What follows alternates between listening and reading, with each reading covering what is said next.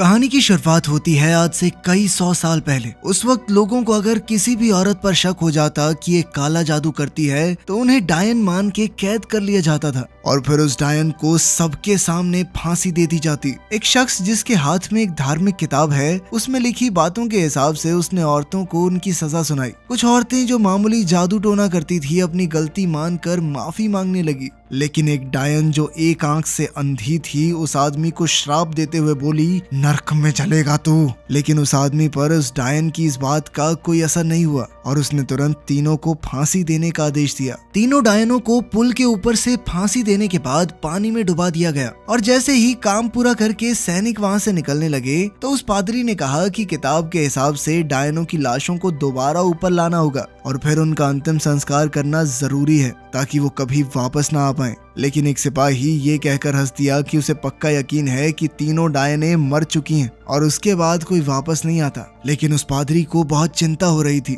ये काम पूरा करने के लिए वो आधी रात को पुल पे आकर एक एक करके डायनों को ऊपर खींचकर मंत्रों का उच्चारण करने लगा। उसने बिना डरे ये सारा काम किया, जबकि इस दौरान एक डायन का शरीर तो भयानक तरीके से हिल रहा था, लेकिन एक आखिरी डायन को ऊपर खींचने में बहुत ही ज्यादा ताकत लग रही थी। पादरी उसे ऊपर नहीं खींच पाया, उल्टा वो खुद पानी में गिर गया। इससे पहले कि यह शैतानी ताकत उसे मार दे, उसने किसी भी तरह बच के भागने की कोशिश की और पुल के ऊपर पहुंचकर किताब में उन मंत्रों को ढूंढने लगा जिनसे उस शैतानी ताकत से बचा जा सके। लेकिन उसे ज्यादा वक्त नहीं मिला क्योंकि तभी उस डायन की शैतानी आत्मा पानी के ऊपर कूद आई और अपनी शक्तियों का इस्तेमाल करते हुए उस डायन ने किताब को जला डाला। साथ ही उसने पादरी को बिल्कुल वैसी ही मौत दी जैसी उसने उन सबको देने की कोशिश की थी। अब कहानी कुछ साल आगे बढ़ गई जहाँ पर युद्ध की तैयारी चल रही है। हजारों सिपाहियों में से एक योद्धा बेमैन और उसका साथी फेल्सन आपस में मजाक में तू मैं कर रहे थे कि कौन ज्यादा दुश्मनों को मारेगा और कुछ ही मिनटों में युद्ध शुरू हो गया।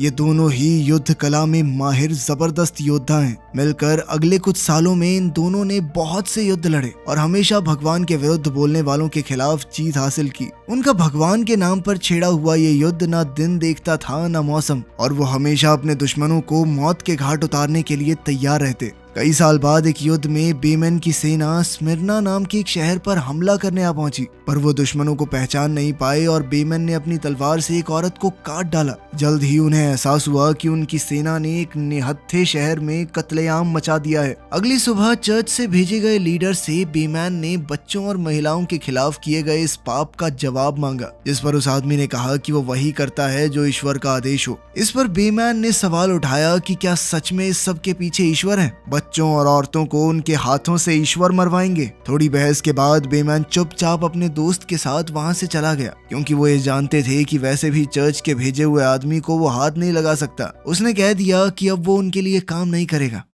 एक महीने बाद वो दोनों रहने के ठिकाने की तलाश में एक घर में घुसे, लेकिन यहाँ कोई नहीं था। थोड़ा ढूंढने पर उन्हें एक बिस्तर पर एक पति पत्नी मरे हुए मिले, जिनका शरीर पूरी तरह छालों से भरा हुआ था। इससे पहले कि ये बीमारी उन्हें भी जकड़ ले, उन्होंने वहां से निकलकर घर को जला दिया। जल्द ही उन्हें एक शहर दिखाई दिया जिसके ऊपर कई 100 कौवे उड़ रहे थे। बेमन वहाँ थोड़ा बहुत राशन पानी ढूंढने के लिए जाना चाहता था, लेकिन फेल्सन का मन नहीं मान रहा था। उसके हिसाब से यहाँ जाना ठीक नहीं रहेगा, लेकिन जरूरत के कारण वो दोनों वहां पहुंच ही गए। ये पूरा शहर बीमारी से जूझ रहा था। लोग ईश्वर से प्रार्थना कर रहे थे कि उन्हें शैतान के श्राप से छुटकारा मिले। दोनों योद्धाओं को कुछ भी समझ नहीं आ रहा था। हालात को समझाते हुए एक सिपाही जोहान ने उन्हें बताया कि एक शैतानी बीमारी प्लेग है जो हर जगह फैली हुई है और इसका कोई इलाज नहीं। बेमन घोड़ों के लिए चारे का बंदोबस्त कर ही रहा था कि तभी उसकी कुछ मदद करते हुए एक बच्चे से उसकी तलवार गिर गई और दुकान के मालिक ने तलवार पर बना निशान देख लिया। पहचाने जाने के डर से वो और फेल्सन जल्द से जल्द वहां से निकलने लगे,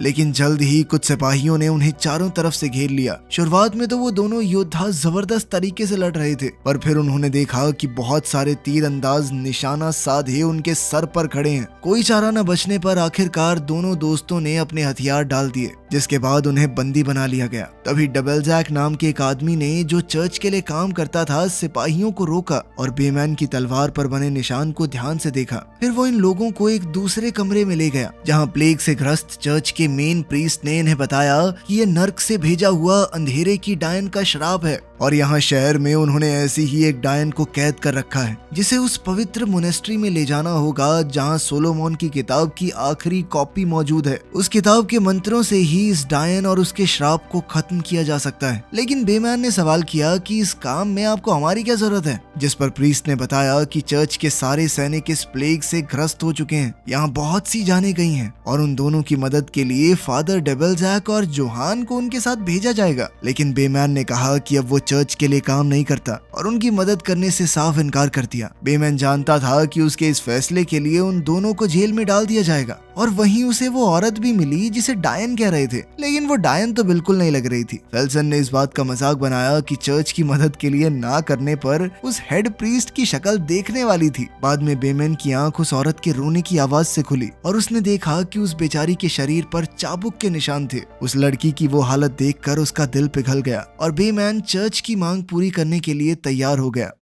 बाद में मोनेस्ट्री तक पहुंचने का प्लान बनाते हुए जोहान ने उन्हें आगाह किया कि जंगल वाले रास्ते पर आज तक जो भी गया कभी वापस नहीं लौटा। वो सबसे छोटा रास्ता है पर है बेहद खतरनाक। बेमैन ने पूछा कि क्या आज तक उस मोनेस्ट्री तक कोई गया भी है, जिस पर डबल जैक उन्हें हैगमार नाम के एक आदमी से मिलवाने ले गया जिसे रास्ता अच्छे से पता है, पर वो इस वक्त धोखाधड़ी के आरोप में जेल में बंद है। बेमन ने हैगमार को आजादी और माफी देने की बात कही अगर वो उन लोगों की मोनेस्ट्री तक पहुंचने में मदद करे तो, जिसके लिए हैगमार तुरंत ही तैयार हो गया। प्रीस्ट ने डायन के खाने में नींद की गोलियां मिलाकर उसे सुला दिया और प्लान बनाया कि उसे नींद में यहाँ से लेकर जाएंगे। लेकिन उसके पास जाते ही डायन ने उस पर अचानक हमला बोल दिया, पर फिर बेमन और फेल्सन ने डायन को पकड़ के उसकी गुद्दी में तलवार दी, जिसके बाद वो आसानी से बेहोश हो गई। फिर उसे पिंजरे में डाल दिया गया और इसी के साथ मोनेस्ट्री की तरफ उनका सफर शुरू हुआ। तभी हमने देखा कि उस कमरे में मेन प्रीस्ट की मौत हो गई। सफर के दौरान जोहान ने प्रीस्ट से उस लड़की के बारे में जानने की कोशिश की कि क्या वो सच में डायन है और इस बात का क्या सबूत है, क्योंकि वो डायन लगती तो कहीं से नहीं। डबल जैक ने बताया कि ये लड़की अकेली घूम रही थी अजीबोगरीब बातें करते हुए और उसके आने के 15 दिन बाद ही प्लेग पूरे शहर में फैल गया और बाकी सभी शहरों से भी यही खबर आ रही थी जहाँ भी इसे देखा गया।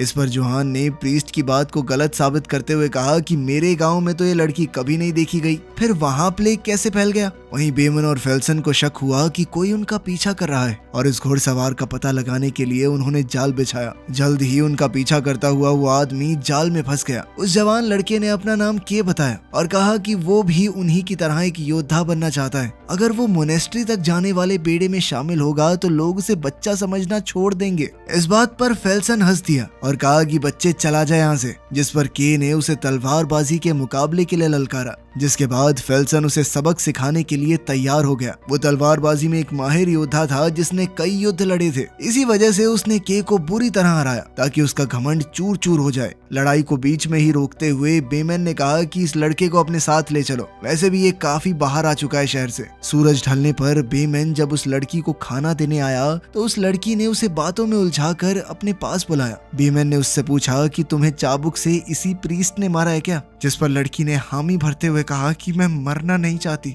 लड़की की आंखों में खौफ था। उसने बताया कि उसके गांव की एक निर्दोष लड़की को डायन बताकर पानी में फेंक दिया गया था। वो जैसे तैसे बच गई, लेकिन फिर उसे आग में फेंक कर मार दिया गया। बेमन ने उससे वादा किया कि उसे अपने आप को निर्दोष साबित करने का पूरा मौका मिलेगा और उसे वैसी कोई भयानक मौत बिल्कुल नहीं दी जाएगी। जब वो बाकियों के पास वापस लौटा तो डबल जैक ने उसे आगाह किया कि उस डायन से दूर रहो, वो तुम्हारे दिमाग से खेल कर उसे भटकाने की कोशिश करेगी। खैर, रात भर डायन की रखवाली करना जरूरी था। पहली बारी जोहान की थी, लेकिन जल्द ही प्रीस्ट वहाँ आया और कहा कि अब इसे मैं देखता हूँ। जोहान को जाते देख वो डायन रोने लग गई और कहा कि मुझे छोड़कर मत जाओ इस प्रीस्ट के साथ अकेले। उसे रोता देख जैसे ही जोहान उसके करीब गया, डायन ने उसे गले से पकड़ लिया। प्रीस्ट जोहान को बचाने के लिए आगे बढ़ा तो डायन ने प्रीस्ट का क्रॉस उसी के हाथ में गाड़ दिया। जब बाकी सब शोर सुनकर वहां पहुंचे तो डायन पहले ही वहां से भाग चुकी थी।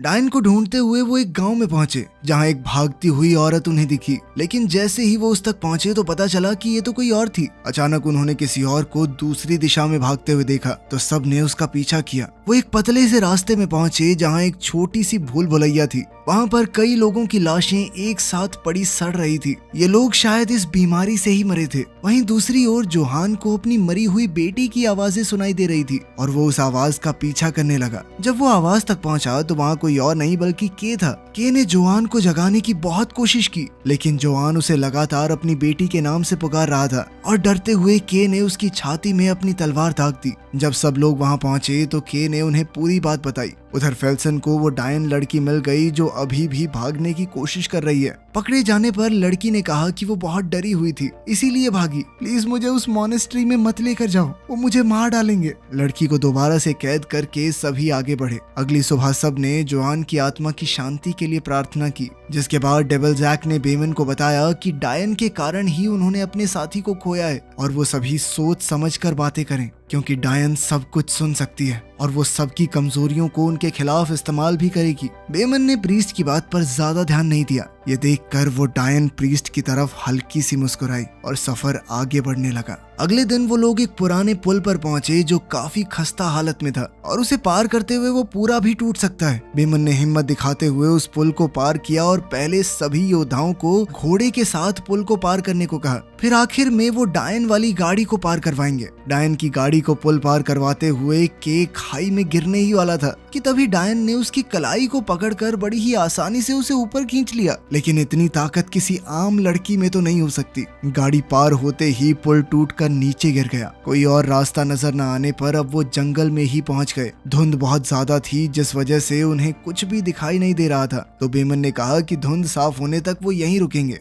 हेगामार अपने हथियार से डायन को मारने के लिए पूरी तरह तैयार था, क्योंकि उसे डर था कि अगर ये जिंदा रही तो कोई नहीं बच पाएगा। लेकिन बेमन और फेल्सन ने उसे रोक दिया। तभी डायन ने भेड़िए की आवाज में चिल्लाना शुरू कर दिया, जिससे भेड़ियों का एक झुंड उनकी तरफ आने लगा। झुंड जैसे ही पास आता गया, बेमन ने सबको लड़ने के आदेश दिए और उन्होंने मिलकर सभी भेड़ियों को मार गिराया। दूर से भेड़ियों की आवाजें अभी भी आ रही थी, इसीलिए उन्होंने वहां से निकलना ही बेहतर समझा। लेकिन जाते हुए अचानक हेगामार पर एक भेड़िए ने हमला करके उसे घोड़े से नीचे गिरा लिया और फिर वहशी भेड़ियों ने उसे घेर कर बेरहमी से नोच खाया। ये भेड़िए नॉर्मल तो बिल्कुल नहीं लग रहे थे।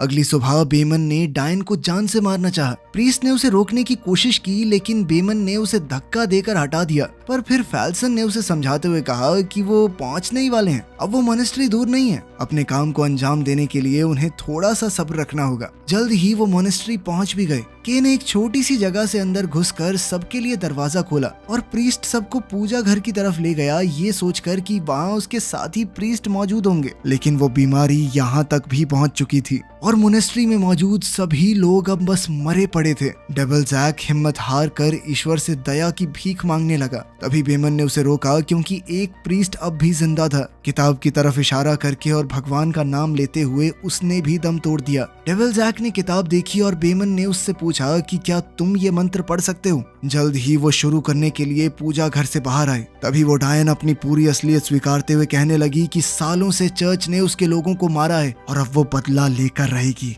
प्रीस्ट ने जैसे ही मंत्र पढ़ने शुरू किए, डायन ने उसके हाथ में हुए घाव जो डायन ने ही उसे दिया था उसे और दर्दनाक बना दिया। बेमन उसे रोक पाता इससे पहले ही डायन उसके बारे में ऐसी बातें बताने लगी जो उसे पता होने का सवाल ही पैदा नहीं होता। ये जानकर कि वो लड़की डायन नहीं बल्कि पूरी तरह शैतान का रूप है, डेविल जैक ने दोबारा से मंत्र पढ़ने शुरू किए, जिसके बाद उस लड़की ने बहुत भयंकर रूप ले लिया। पिंजरे में आग लगाकर उसने सलाखें तक पिघला दी, जिसके बाद शैतान आजाद हुआ और प्रीस्ट की तरफ बढ़ने लगा। कोई भी उसे रोकने की ताकत नहीं रखता था। डेविल जैक ने पवित्र जल से उसे भस्म करने की कोशिश की, लेकिन ये शैतान अब पंखों वाला दानव बनकर उड़ गया और मोनेस्ट्री के अंधेरे कोने में छुपकर गायब हो गया। उन सब ने मिलकर अब शैतान को पकड़ने के लिए प्लान बनाया और बेमन ने के से कहा कि तुम्हें लड़ने की जरूरत नहीं है। लेकिन के पीछे नहीं हटा और वो हर हालत में मरते दम तक लड़ना चाहता था। उसके इस जज्बे को देखकर बेमन ने उसे एक योद्धा घोषित किया। अब चारों उस ओर शैतान की खोज में निकले और इस वक्त वो सोच रहे थे कि शैतान पूरे सफर में कभी भी भाग सकता था, लेकिन उसने मॉनेस्ट्री पहुंचने का इंतजार क्यों किया? अब उनकी जान खतरे में है, क्योंकि जिसने भी शैतान को मारने की कोशिश की, शैतान ने उसे मौत के घाट उतार दिया था। बेमन ने रास्ते में प्लेग से हुई प्रीस्ट्स की हालत को देखा। पूरे रास्ते में बस लाशें ही लाशें थी। मोनेस्ट्री के बाहर काले बादलों से निकले उड़ने वाले जीव फैल गए और उनमें से एक मरे हुए प्रीस्ट की लाश में घुस गया। तभी डेविल जैक ने देखा कि सभी प्रीस्ट उस जादुई मंत्रों वाली किताब की कॉपीज बना रहे थे, ताकि किताब के शब्दों को ज्यादा से ज्यादा फैलाया जा सके और सभी शैतान से लड़ सकें। बेमन को समझ आ गया कि शैतान को सुलेमान की किताब चाहिए थी, तभी वो डायन बनने का नाटक कर रहा था, ताकि उसे हर उस इंसान के पास खुद ही ले जाया जाए जिसके पास वो किताब मौजूद थी। तभी शैतानी आवाज लाइब्रेरी में गूंज उठी। सब उस तरफ गए और पाया कि अब वो लड़की पूरी तरह भयानक शैतान में बदल चुकी थी और वो शैतान उन सब का शुक्रिया करता है उसे यहाँ तक लाने के लिए। जैसे ही डेविल जैक मंत्र पढ़ने लगा तो शैतान हमला करने लग गया और किताब की सभी कॉपीज को आग लगा दी। अब तक सभी प्रीस्ट्स की लाशें गायब हो चुकी थी और जल्द ही वो अंधेरे से दोबारा जिंदा होकर उन पर हमला करने लगे, क्योंकि अब वो शैतान के वश में थे। वो हर तरफ से आ रहे थे, कुछ छत पर उल्टे चल रहे थे। डेविल जैक की जान जाते जाते बची और बेमन को समझ आया कि प्रीस्ट्स का सर काटने के बाद ही उनके अंदर का शैतान मरेगा। उधर डेविल जैक मंत्र पढ़ने में लीन था और सभी योद्धा प्रीस्ट से लड़कर अपनी जान बचा रहे थे। तभी एक प्रीस्ट ने फेल्सन पर पीछे से हमला किया। फेल्सन ने उसे मार डाला, लेकिन खुद भी घायल हो गया। डेविल जैक को बचाने वाला अभी कोई नहीं था और जैसे ही वो किताब के पास गया, शैतान ने बुरी तरह उसकी गर्दन मरोड़ दी। उसी पल प्रीस्ट की मौत हो गई और जैसे ही शैतान किताब उठाने लगा, बेमन ने पवित्र जल उसके ऊपर फेंक दिया, जिसके बाद शैतान ने गुस्से में बेमन की गर्दन पकड़कर कहा कि वो इस किताब का हर एक कतरा मिटा देगा। फेल्सन ने शैतान पर पीछे से हमला किया, लेकिन शैतान ने उसे अपने पंखों में समेटकर राख कर दिया।